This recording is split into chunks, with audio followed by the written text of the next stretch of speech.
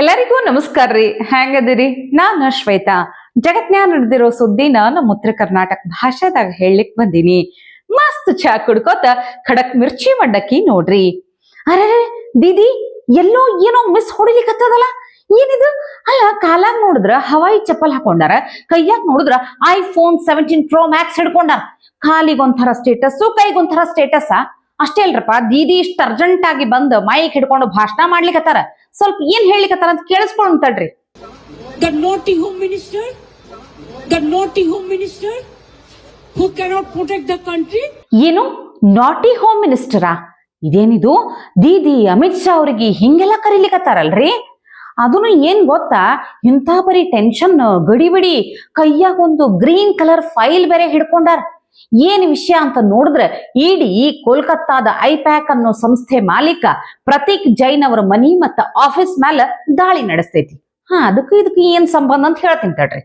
ಯಾವಾಗ ಇಡೀ ದಾಳಿ ಅಂತ ಗೊತ್ತಾಯ್ತು, ದೀದಿ ಉಟ್ಟ ಬಟ್ಟ್ಯಾಗ ಓಡ್ಕೋತ ಐಪ್ಯಾಕ್ ಕಚೇರಿಗೆ ಬಂದ್ಬಿಟ್ಟು ಈ ಗ್ರೀನ್ ಕಲರ್ ಫೈಲ್ ಎತ್ಕೊಂಡ್ ಬರ್ತಾರ. ಕೇಳಿದ್ರ, ನಮ್ದೇನೋ ದಾಖಲೆ ಐತಿ, ಅಮಿತ್ ಶಾ ನಮ್ಮ ಪಾರ್ಟಿ ಡೇಟಾಗಳನ್ನ ಕದಿಲಿಕ್ಕ ಇಡಿ ಅವರನ್ನ ಕಳಿಸ್ಯಾರ ಅಂತ ಹೇಳಿ ಭಾಷಣ ಮಾಡ್ಲಿಕ್ಕತ್ತಿದ್ರು. ಇದೊಳ್ಳೆ ಕಥೆ ಆಯ್ತಲ್ರಿ, ಬಹಳ ವಿಚಿತ್ರ ಅನ್ಸ್ಲಿಕ್ಕತ್ತ ನನಗ.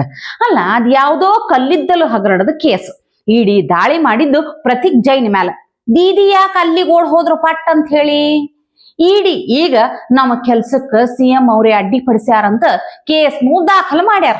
ದೀದಿ ಅಂತೂ ಈ ಕಡೆ ಅಮಿತ್ ಶಾ ಅವ್ರ ಮೇಲೆ full rice ಆಗ್ಬಿಟ್ಟಾರ.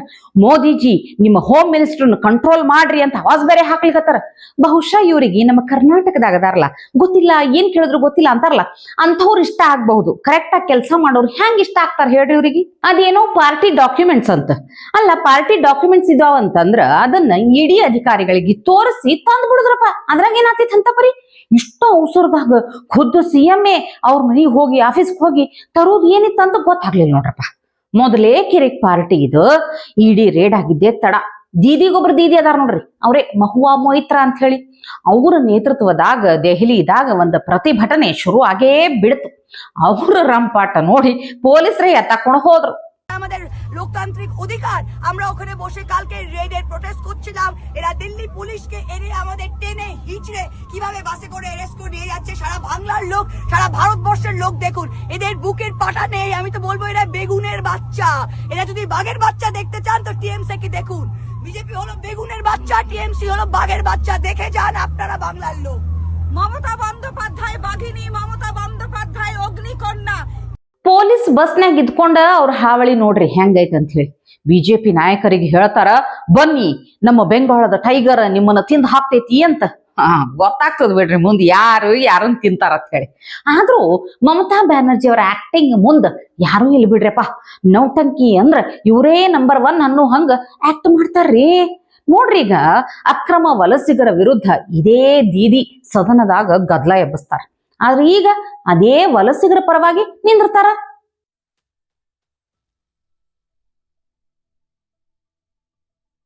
The infiltration of Bengal, it has become a disaster now, and resulting in which, sir, you will see India government বলবে, আমি বলতে পারি না, কিন্তু আমি এটুকু বলতে পারি, অসহায় মানুষ যদি বাংলায় দরজা খটখটানি করে, আমরা তাদের আশ্রয় নিশ্চয়ই দেব। তার কারণ এটা ইউনাইটেড নেশনসের একটা রেজুলেশন আছে, কেউ যদি ರಿಫ್ಯೂಜಿ হয়ে যায়। ಇಂಥ ಡೌರಾಣಿ ರಾಜಕಾರಣಿಯನ್ನ ನಾ ಅಂತೂ ನೋಡಿಲ್ರಪ್ಪ. ಇನ್ನ ಕರ್ನಾಟಕದ ವಿಷಯಕ್ಕೆ ಬರುವುದಾದ್ರ, ಇನ್ನ ನೋಡ್ರಿ, ಕೋಗಿಲು ವಿವಾದನೆ ಮುಗಿದಿರ್ಲಿಲ್ಲ. ಅಷ್ಟ್ರಾಗಿ ಈಗ ನೋಡಿದ್ರ ಸಿದ್ದರಾಮಯ್ಯನವ್ರ ಸರ್ಕಾರದ ಮತ್ತೊಂದು ಕರ್ಮ ಕಾಂಡ ಬಟಾ ಬಯಲಾಗ್ಬಿಟ್ಟೈತಿ. ಅಲ್ರಿ, ಹೆಂಗಂತಾನೆ ಅರ್ಥ ಆಗೋದಿಲ್ಲ. ಅದ್ ಯಾವ್ದೋ ನಿಂತ ಹೋಗಿರೋ ಪತ್ರಿಕೆ ನ್ಯಾಷನಲ್ ಹೆರಾಲ್ಡ್, ಅದಕ್ಕೆ ನಮ್ಮ ಸರ್ಕಾರ 1,90,00,000 ರೂಪಾಯಿ ಕೊಟ್ಟು ಅಡ್ವರ್ಟೈಸನ್ ಕೊಡ್ತೈತೆ ಅಂತ ನಮ್ಮ ಕರ್ನಾಟಕ ಸರ್ಕಾರ ಕೊಟ್ಟದಂತ ನೋಡ್ರಿ. ಇದಪ್ಪ ವರ್ಷೆ ಅಂದ್ರ ಕುರ್ಚಿ ಉಳಿಸ್ಕೊಳ್ಳಕ್ ಇಷ್ಟೆಲ್ಲಾ ಮಸಲತ್ ಮಾಡ್ಬೇಕೇನ್ರಿ? ಅಲ್ಲ, ಪ್ರಸಾರನೇ ಇಲ್ಲಾರ್ದಂಥ ನ್ಯಾಷನಲ್ ಹೆರಾಲ್ಡಿಗೆ ಕೋಟಿ ಕೋಟಿ ರೊಕ್ಕ ಕೊಟ್ಟು ಜಾಹೀರಾತು ಕೊಡ್ತಾರಂದ್ರ ಲೆಕ್ಕ ಹಾಕ್ರಿ ನೀವು. ರಾಜ್ಯನ ಅದ್ ಏನ್ ಮಾಡ್ಲಿಕ್ಕೆ ಹೊಂಟಾರತ್ ಒಂದ್ಸಲ ಲೆಕ್ಕ ಹಾಕ್ಬಿಡ್ರಿ ನೀವು. ಅಷ್ಟಕ್ಕೂ ನ್ಯಾಷನಲ್ ಹೆರಾಲ್ಡ್ ಯಾರ ಹೆಸರಿನಾಗ ಇರುವುದು ಹೇಳ್ರಿ? ಗಾಂಧಿ ಕುಟುಂಬದ ಹೆಸರಿನ್ಯಾಗ. ಅಂದ್ರ ಇವ್ರು ಕೊಡೋ ರೊಕ್ಕ ಸೀದಾ ಡೈರೆಕ್ಟ್ ಗಾಂಧಿ ಕುಟುಂಬಕ್ಕೆ ಹೋಯ್ತು ಅಂತ ಅಂದಂಗ ಆಯ್ತಲ್ಲ. ಯಾರ್ದು ದುಡ್ಡು ಎಲ್ಲ ಜಾತ್ರೆ. ಒಂದು ಸಲ ಲೆಕ್ಕ ಓದ್ತೀನಿ ಕೇಳ್ರಿ, ಗಾಬರಿ ಆಗ್ಬೇಡ್ರಿ. ಮತ್ತ 2023-24 1,90,00,000 ಮೊತ್ತದ ಜಾಹೀರಾತ್ ಕೊಡ್ತಾರ. 2024-25 99 ಲಕ್ಷದ ಮೊತ್ತದ ಜಾಹೀರಾತ್ ಕೊಡ್ತಾರ. ಅಂದ್ರೆ 2 ವರ್ಷಗಳ ಸತತ ಸರ್ಕಾರಿ ಜಾಹೀರಾತು ವೆಚ್ಚ ಕೊಟ್ಟು ಬಿಟ್ಟಾರ. ಈಗ ಪ್ರಶ್ನೆ ಏನಂದ್ರ, ಕಾಂಗ್ರೆಸ್ ಸರ್ಕಾರದ ನೇರ ಲಾಭ ಪಡಿಲಿಕತ್ತಿರೋದು ಯಾರು?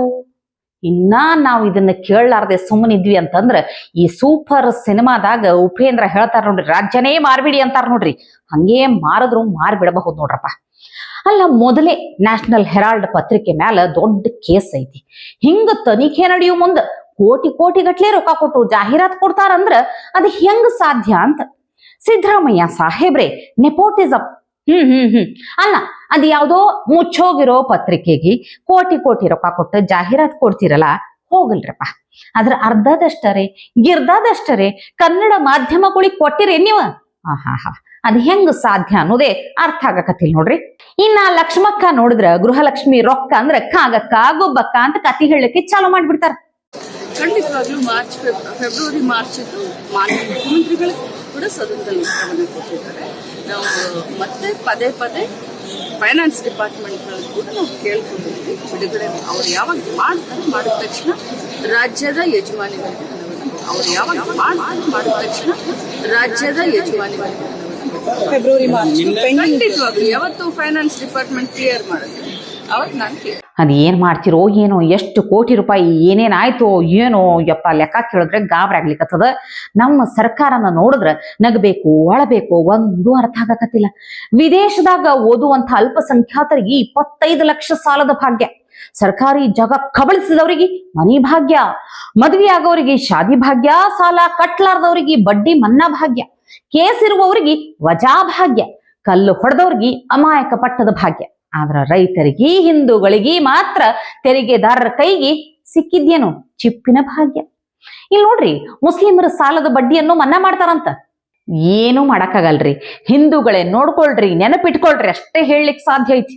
ಹಿಂಗೆ ಅದೇ ಬಾಂಗ್ಲಾದ ಹಿಂದೂಗಳ ಬಗ್ಗೆ ಕೇಳಿದ್ರ ಕುಂತಲ್ಲಿಂದ ಹೆಂಗ್ ಎದ್ದು ಹೋಗ್ಬಿಡ್ತಾರ ನೋಡ್ರಿ ನೀವು. ये सबकी तरफ से सर, ये सबकी तरफ इधर अल्पसंख्यक हिंदुओं पर अत्याचार हो रहा है बांग्लादेश में सर, अल्पसंख्यक हिंदुओं पर अत्याचार हो रहा है. ಇಂಥವ್ರಿಂದ ಏನ್ ಎಕ್ಸ್ಪೆಕ್ಟ್ ಮಾಡ್ಲಿಕ್ಕೆ ಆಗ್ತೈತೆ ಹೇಳ್ರಿ ನೀವೇ. ಇವತ್ತಿಗೆ ಸುದ್ದಿ ಸಾಕಲ್ಲ, ನಾಳೆ ಇಂಥವೇ ಮತ್ತೊಂದಷ್ಟು ಸುದ್ದಿ ತರ್ತೀನಿ. ಚಹಾ ಇಟ್ಕೊಂಡು ಮಿರ್ಚಿ ಮಂಡಕ್ಕಿ ನೋಡ್ಲಿಕ್ಕೆ ಕಾಯ್ಕೊಂಡಿರ್ರಿ. ಟಿವಿ ವಿಕ್ರಮ, ದೇಶ ನಿಮ್ಮ ಕೈಯಲ್ಲಿ. ಈ ಕಾರ್ಯಕ್ರಮ ನಿಮಗೆ ಇಷ್ಟ ಆಗಿದ್ದಲ್ಲಿ ಲೈಕ್, ಶೇರ್ ಹಾಗೂ ಕಮೆಂಟ್ ಮಾಡಿ. ಟಿವಿ ವಿಕ್ರಮದ ಕಾರ್ಯಕ್ರಮಗಳನ್ನು ನಿರಂತರವಾಗಿ ವೀಕ್ಷಿಸಲು ಸಬ್ಸ್ಕ್ರೈಬ್ ಮಾಡಿ, ಬೆಲ್ ಐಕನ್ ಒತ್ತಿ.